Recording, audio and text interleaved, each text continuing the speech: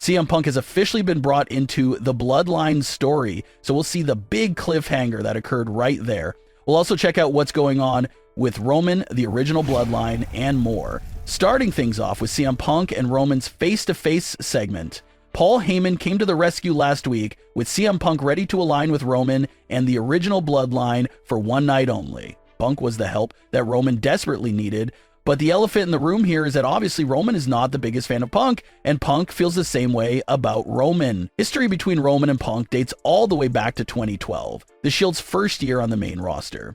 Not only did CM Punk come up with the concept for the Shield and pitched it to the company, the Shield was actually working for him on screen as well during the first few months of their main roster run. It was never revealed that Punk was the outright leader of the Shield, but it was very heavily implied back then that both Paul Heyman and Punk held some heavy influence over the Shield's actions. It's not that clear what Heyman and Punk gave the group in return for their actions, but it was clear as day that the group basically were hitmen for Punk and was always there whenever he needed someone taken care of or needed help with the title defense. One of the most memorable attacks Punk and Heyman made the Shield do was an attack on The Rock.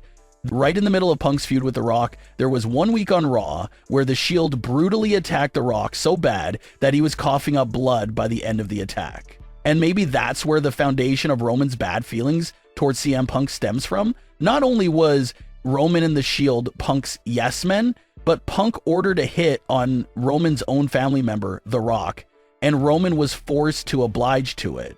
So maybe that's where all this stems from. Roman was working under Punk and doing all those hits for him during those first few months of his main roster career. And obviously something went wrong to sour that relationship there between Punk and Roman. Maybe Punk and Heyman made a promise to Roman and the Shield that they didn't end up keeping. It's clear that Roman made up with Paul Heyman for whatever was going on back then, but he has not cleared the air with Punk, and things are still just as tense more than a decade later because of that. But this face-to-face segment between Roman and Punk was done backstage in a cinematic way. It was shot almost like a mini movie. It had intense music and seemed to be very similar to the Roman and Cody segment from right before Bad Blood. It's not a physical appearance in front of the Smackdown crowd, but it's still a segment that keeps both stars on the program, advancing the story, so definitely have to appreciate it. But Roman and Punk make it clear to each other in the segment that they can't stand each other and hate each other's guts. CM Punk confirms what a lot of fans were already thinking, and that's the fact that he only agreed to do this because he's doing it for his close friend, Paul Heyman. Punk said he didn't like what Solo did to Heyman with that beatdown on Smackdown, so that's why he's in this match. Not to help Roman rise back up to power, but only to seek revenge on Heyman's behalf. When things still weren't going well between Punk and Roman's conversation, Heyman got involved to help them see the magnitude of the situation. Heyman said that if they're not united at Survivor Series, everything will fall for the original Bloodline, plus Punk will have the entire new Bloodline coming after him with a massive numbers advantage. So Heyman begged and pleaded with Roman and Punk to get on the same page for this one-night event. Punk and Roman eventually agreed, but not before Punk left the entire situation on a massive cliffhanger.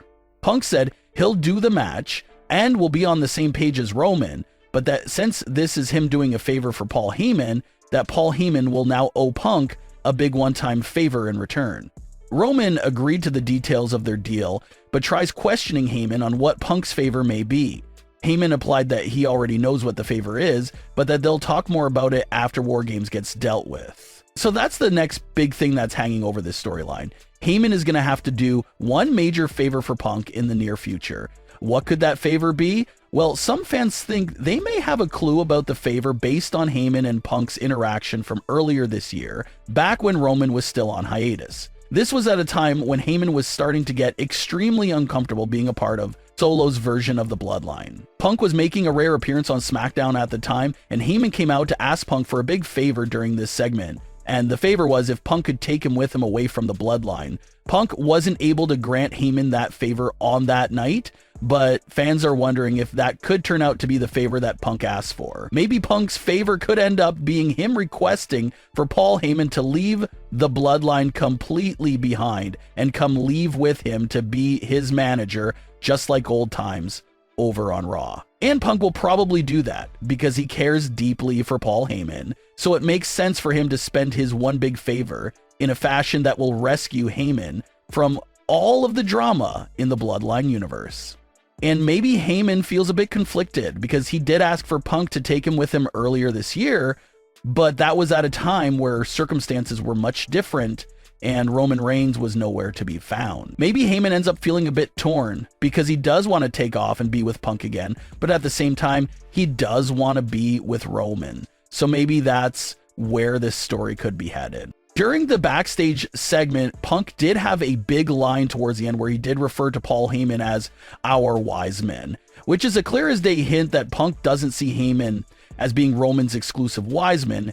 He thinks Heyman belongs to the both of them, but maybe he's trying to get Heyman to be his own exclusive wise man by the end of this current plan, and that does seem like a pretty good agenda for Punk's character to have at this moment in time. Maybe Punk is looking at the entire situation with the Bloodline and thinks it's becoming way too dangerous and unsafe for Paul Heyman to be around. So not only does Punk want to seek revenge for Heyman, but maybe he just wants to pull him out of this situation completely and rescue him from all sides of the Bloodline. And if that's the plan and Heyman knows about it, the difficult part is going to be seeing if Roman will allow Heyman to just walk away with Punk, or will Roman put up a fight for Heyman to stay?